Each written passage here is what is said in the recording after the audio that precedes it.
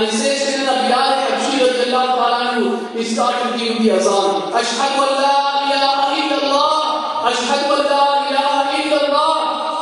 And then, when he said the words, Ashhadu anna Muhammadan Rasulullah sallallahu alayhi wa sallam, at that same time, that routine of Bilal Habshi was that he used to point towards the Mimbar Sharif, towards the Prophet sallallahu alayhi wa sallam. And at this moment of time, when he reached the word of Ashhadu anna Muhammadan Rasulullah sallallahu alayhi wa sallam, and he looked towards the Mimbar, there was no one there.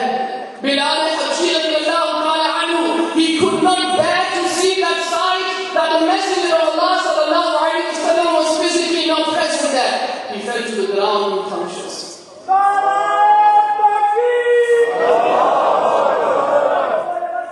My dear Islamic brothers,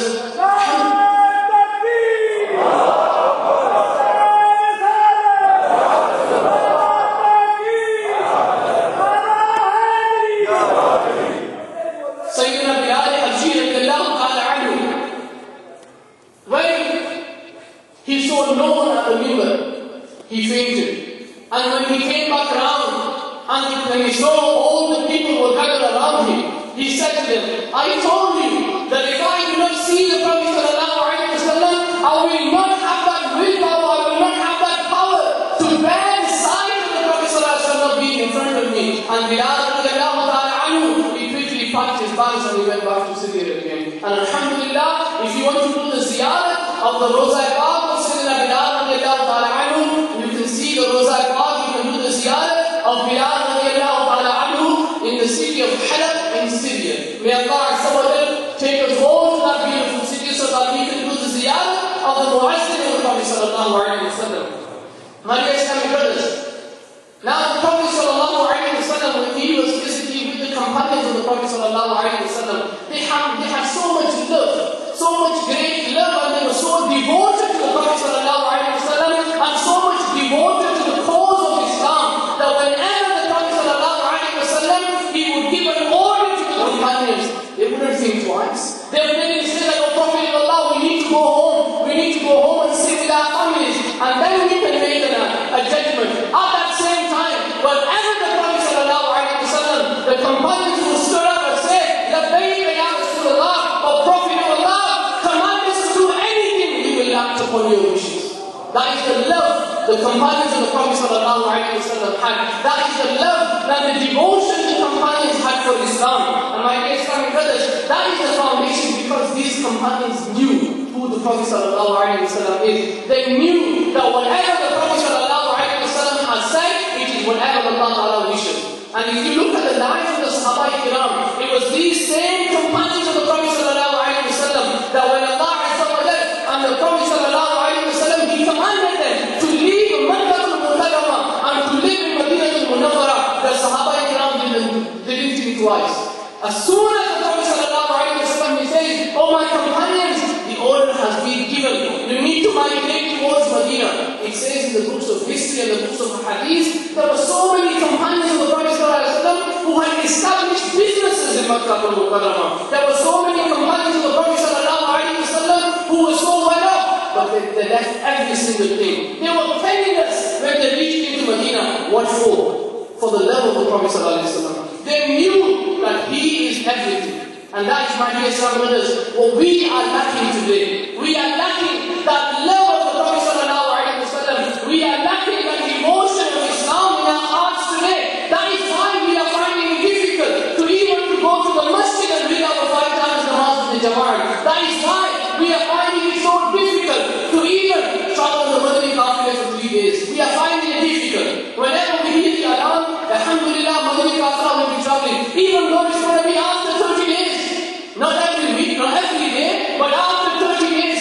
And we know that after 72 hours, we'll be back in our own home. Tomorrow we'll go back to work again. But can you imagine what these Sahaba Kiram did?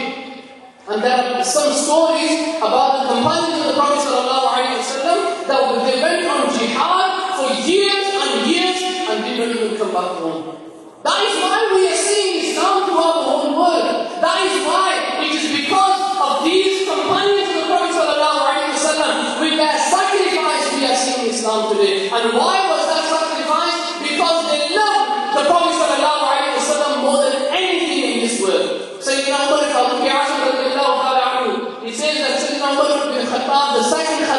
Islam. The Prophet ﷺ, he said to the Prophet ﷺ, O Prophet of Allah, I love you more than everything in this world apart from my life. I love you more than everything. And the Prophet ﷺ, he says, O Umar, your Islam, your Iman is still not complete. At that time, Umar bin Khattab, he says, O Prophet of Allah, how can I complete my Islam? And the Prophet ﷺ, he says, O Umar, if you do not love me more than your own self, you will not be a complete Muslim. So Sayyidina Umar bin Khattab, he didn't say, Ya Rasulullah, do I have time to go home and consult my family? Do I have time to think about that? Immediately, Sayyidina Umar bin Khattab says, O Prophet of Allah, Umar loves you more than anything in this world. That is true love of the Prophet sallallahu alaihi wasallam. My dear brothers, that is what we call true ashik of the Prophet sallallahu alaihi wasallam. How can we be that? We all want to be ashiks, alhamdulillah. We are ashiks of the Prophet sallallahu alaihi wasallam, but we want to increase that love of the Prophet sallallahu alaihi wasallam in our hearts. My dear brothers, we need to find ways how we can be more attached to the Prophet sallallahu alaihi wasallam, how we can increase the love of the Prophet sallallahu alaihi wasallam in our hearts. Now there are a few things which the scholars have mentioned in their books, that if we can act upon these things, inshallah, the love of the Prophet sallallahu alaihi wasallam will start burning more in our hearts. And one of the few of them things is that the ulama say that to build the love of the Prophet sallallahu alaihi wasallam in your heart, recite durood Pak of the Prophet sallallahu alaihi wasallam. Recite a lot of durood of the Prophet sallallahu alaihi wasallam. That is why when once a person he saw the Prophet sallallahu alaihi wasallam in his dreams and he says, O Prophet of Allah, I love you. And I decide, I love you, and on the day of judgment, I want your intercession. I want your shafa'at. And the Prophet sallallahu alaihi wasallam will reply, Akthir min as-salati alayya. Recite durood upon me abundantly. So alhamdulillah, if we want the intercession, the shafa'at of the Prophet sallallahu alaihi wasallam, what do? We recite durood abundantly of the Prophet sallallahu alaihi wasallam. And those brothers, alhamdulillah, who act upon the Madani Inamat, they will recite at least 313 times with the God. Because Amir al-Sunnah Shaykh al-Tariqah, he has given as that Madani Inamat. And my dear brothers, reciting durood of the Prophet sallallahu alaihi wasallam, inshallah, a person will be successful in this world, and inshallah that person will be successful in the hereafter as well.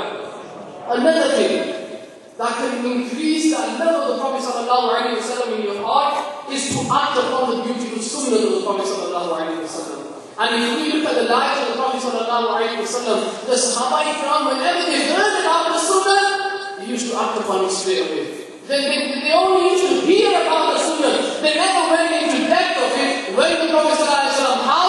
But as soon as they heard that this is the sunnah of the Prophet sallallahu alaihi wasallam, they would never have another thought in their mind. Immediately they would start acting upon the sunnah. Once the Sahaba Ikram, they saw the Prophet sallallahu alaihi wasallam fasting. And he never had sahri or iftari, meaning he would fast without eating or drinking anything. And in Masjid al-Nabawi Sharif, the Prophet sallallahu alaihi